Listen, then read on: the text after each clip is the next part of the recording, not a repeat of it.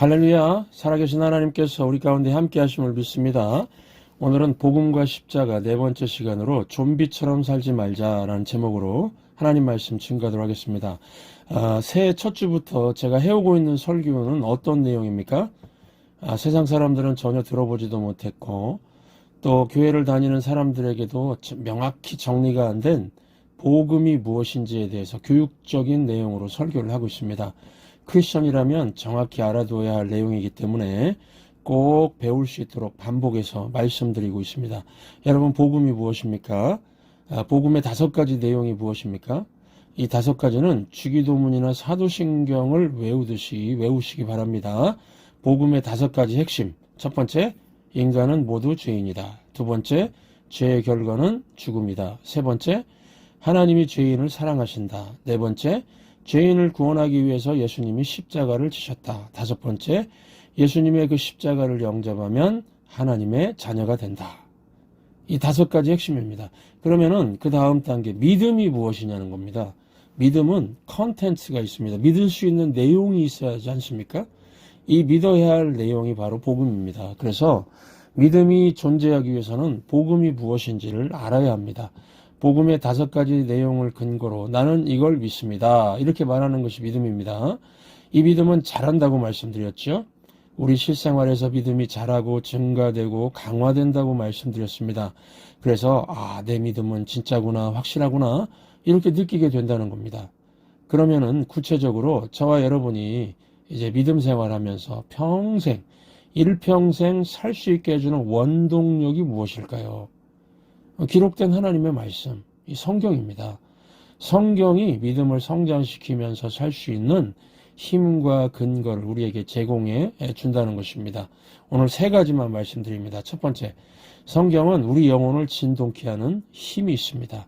16절을 보시면 모든 성경은 하나님의 감동으로 된 것으로 라고 합니다.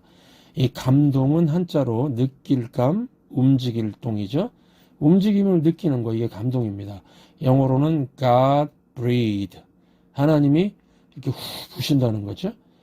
뜨거운 물을 입으로 휘 불면은 물이 막 뱅뱅 움직이죠. 그것과 같이 하나님이 우리 마음을 움직이신다는 겁니다. 그러니까 하나님 말씀을 접하게 되면은 어떤 움직임을 느끼게 된다는 겁니다.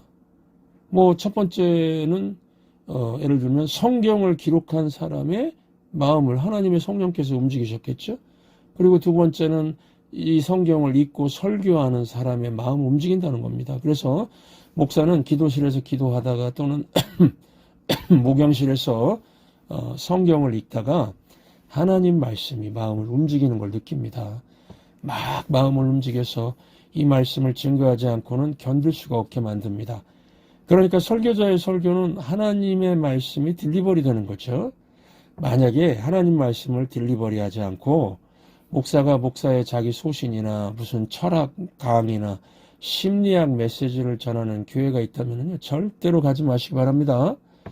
금방 영혼이 바짝바짝 마르게 되고 얻는 게 하나도 없을 겁니다. 그리고 여러분, 설교자뿐만 아니라 매일 말씀 듣고 말씀을 묵상하는 성도님들도 마찬가지입니다. 말씀을 들을 때 성령께서 성도들 마음 움직이십니다. 성경은 이 같은 힘이 있습니다. 성경을 기록했던 최초의 기록자에게나 설교자에게나 성도들에게나 똑같습니다. 성경은 영혼을 움직입니다. 존재를 흔들어 놓습니다. 그래서 저는 설교하기 전에 에레미야서 20장 9절 말씀을 많이 묵상합니다. 이 말씀 함께 읽겠습니다.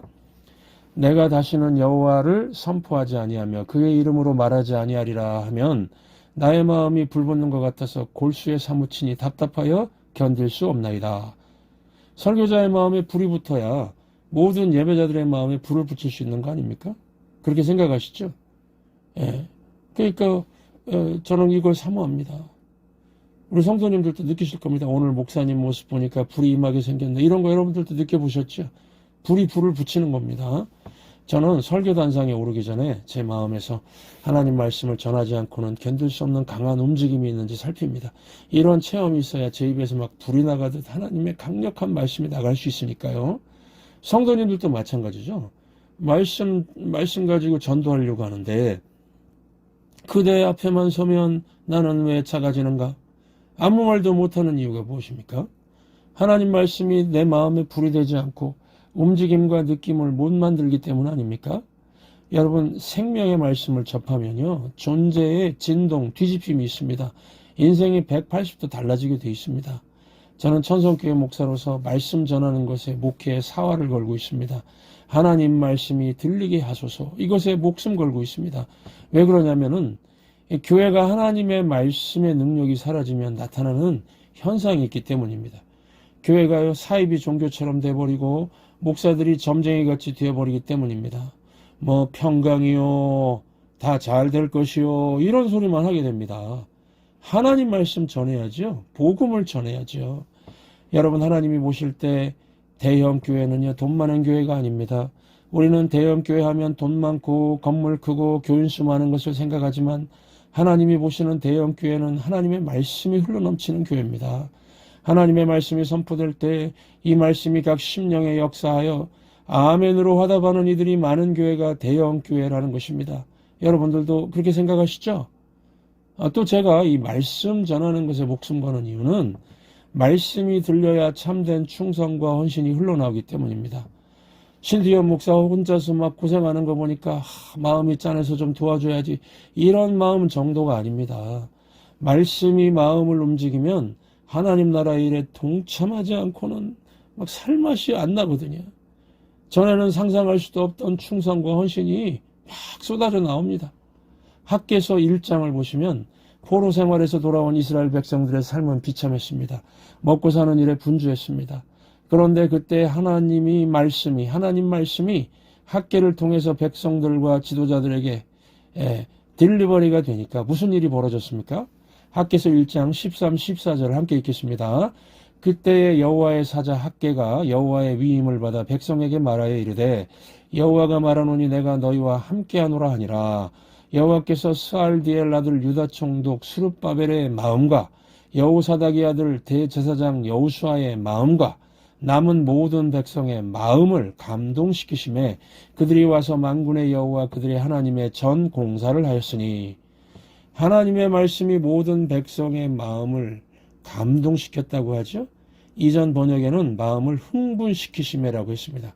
영어 성경으로 보시면 stirring이라고 나오죠. stirring. 팥죽 끓일 때 큰 주걱으로 막 이렇게 휘젓는 거, 이거 stirring이라고 합니다.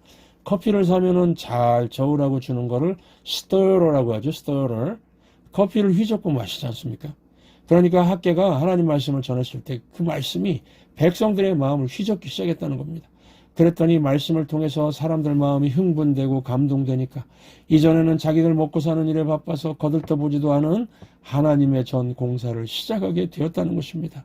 이게 참된 헌신이고 충성이죠. 저는 우리 천성교회가 이런 교회 되기 원합니다. 하나님 말씀이 우리 모두의 마음을 휘젓고 흥분시키고 감동을 주어서 하나님 나라의 일에 한 마음으로 헌신하고 충성하는 저와 여러분 되시기 바랍니다. 두 번째, 성경은 내가 서 있어야 할 사명의 자리로 부릅니다. 불러서 세우는 힘이 있습니다. 16절 함께 읽겠습니다. 모든 성경은 하나님의 감동으로 된 것으로 교훈과 책망과 바르게 함과 의로 교육하기에 유익하니, 이 바르게 한다는 것은 바른 길로 인도한다는 거죠. 하나님 말씀은 우리가 마땅히 걸어야 할 방향을 제시해 줍니다. 우리가 하나님 앞에서요, 마땅히 살아야 할 방향과 길, 이 길을 찾는 거, 이거를 사명이라고 합니다.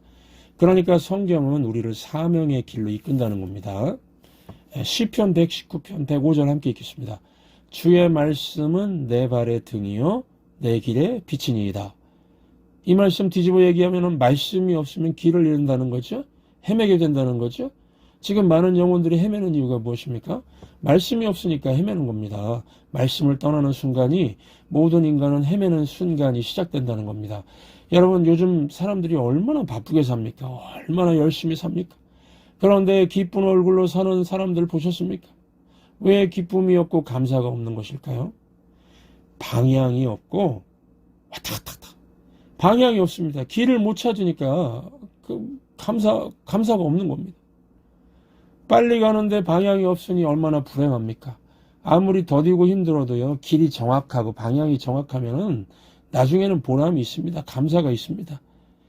주변에 막 기쁨을 잃어버리고 헤매는 분들 보시면은, 그러니까 하나님 말씀으로 돌아오세요. 이렇게 꼭 권면해 주시기 바랍니다.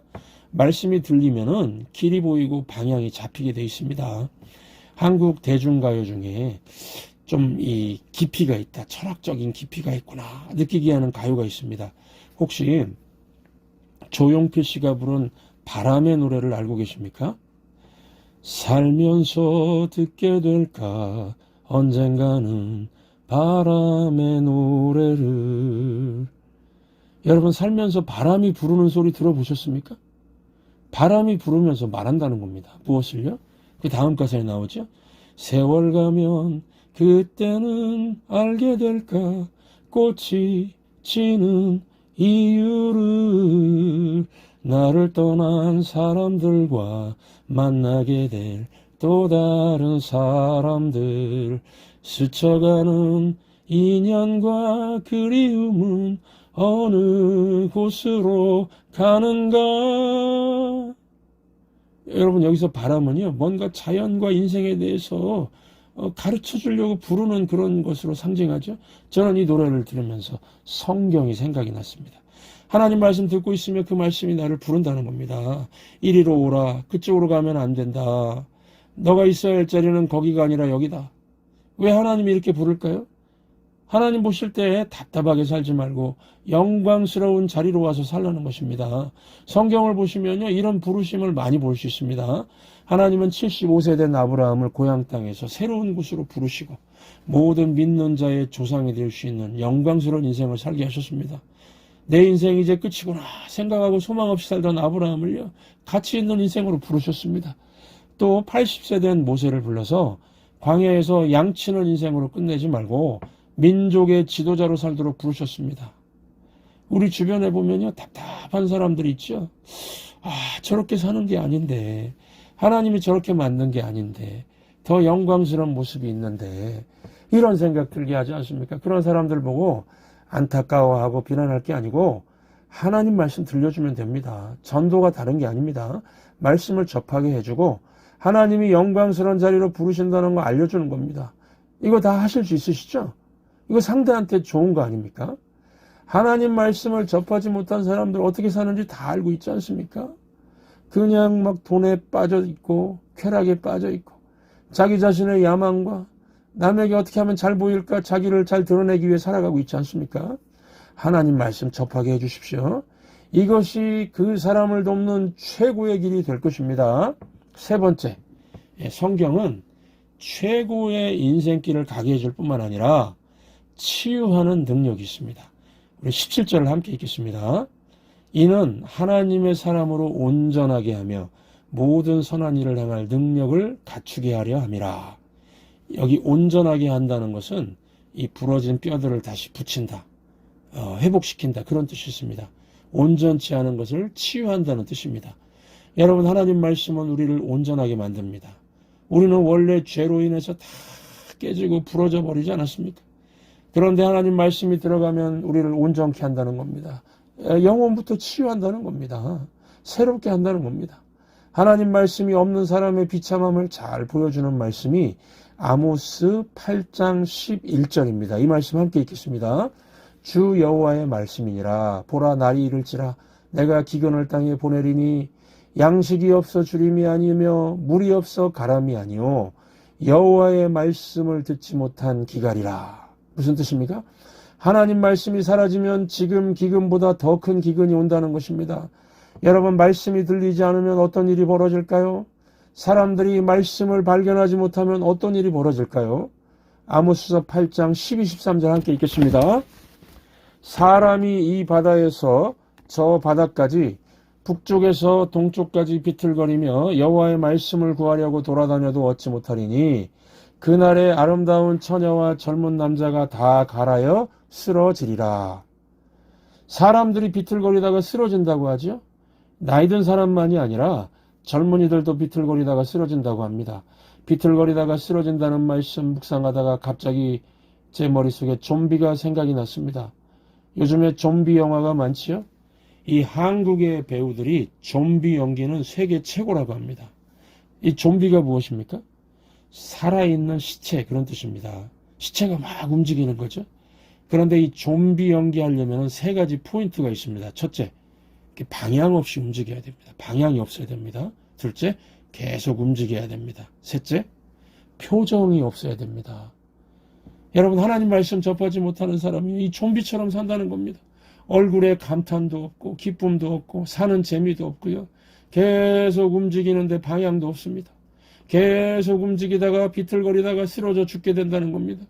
하나님 말씀을 접해야 영혼의 진동이 느껴지고 또 내가 마땅히 있어야 될 자리로 부르심이 있어서 사명을 깨닫고 내가 이걸 위해서 태어났구나, 이걸 위해서 미국 땅에 세우셨구나, 이 감탄이 나오는 건데 말씀이 들리지 않으니까 만족이 없다는 겁니다. 그래서 만족이 없으니까 막 게임 같은 거에 막 게임 좀비가 되는 거죠. 또 스마트폰 좀비가 되고 막 뭐 도박 좀비가 되고요. 또 아이폰 좀비들도 봤습니다. 막 새벽부터 신상품 나온다고 하니까 막 거기 줄 서가지고 어휴 하고 줄 서 있으니까 저거 아이폰에 미쳤구나 이런 생각 들었습니다. 그거 반년만 지나면요 싼 가격에 사는 거 아닙니까?